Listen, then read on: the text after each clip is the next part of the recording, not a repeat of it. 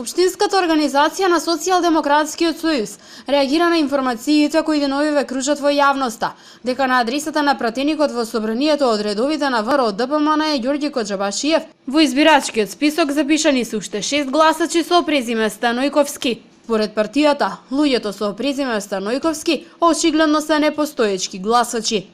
За овие индици дека постојат фантомски гласачи со место на живење токму на истата адреса, на иста улица и број со пратеникот на ВМРО ДПМН Коџабашиев, граѓаните на Велес очекуваат да се изјасни подрачната канцеларија на Државната изборна комисија во Велес.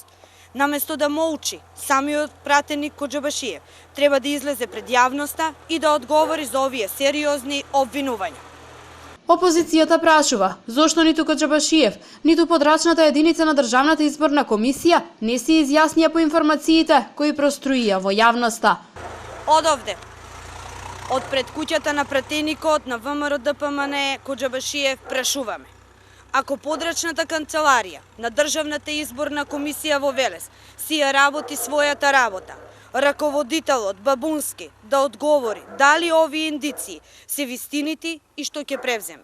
Дали во меѓувреме се пронајдени и други вакви случаи? Граѓаните на Велес знаат дека постојат фантомски гласачи кои ги крадат изборите и дека ВМРО ДПМН само на тој начин ги добиваат истите, рече денеска портпаролот на Социјалдемократскиот сојуз.